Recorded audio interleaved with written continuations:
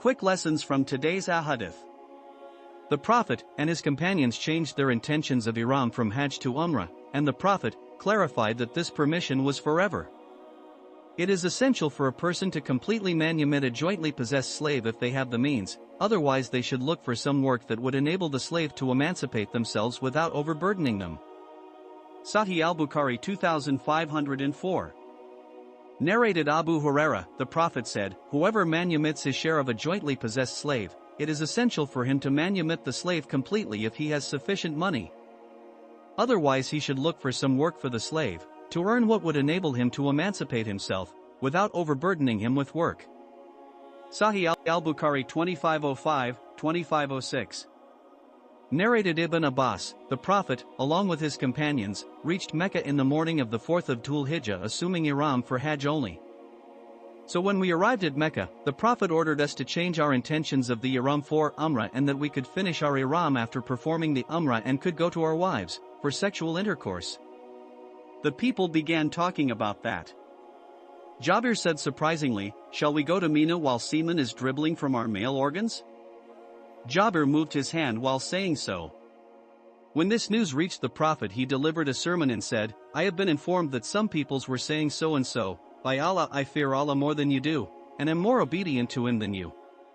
If I had known what I know now, I would not have brought the hadi sacrifice with me, and had the hadi not been with me, I would have finished the Ihram."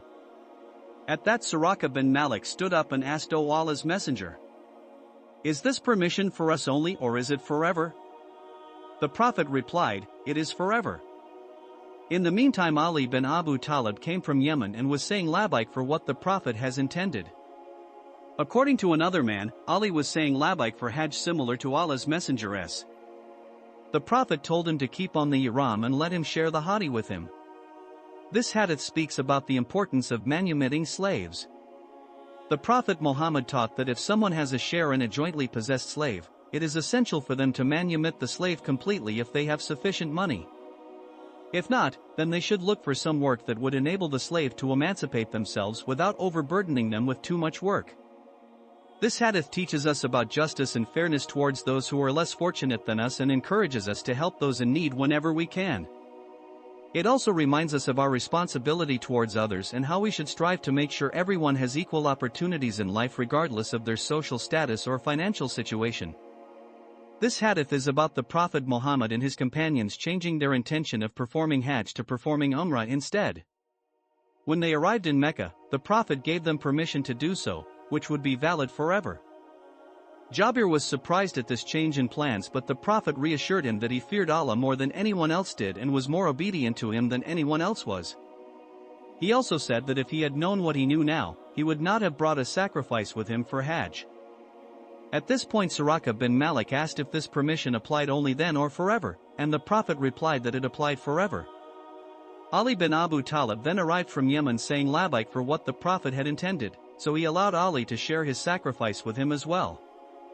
This hadith teaches us about obedience towards Allah's commands even when we don't understand them fully or are surprised by them. It also teaches us about being generous towards others even when we ourselves are going through difficulty or hardship. Finally, it teaches us about having faith in Allah's plans even when they seem difficult or strange at first glance. May Allah guide us all and may He always protect us.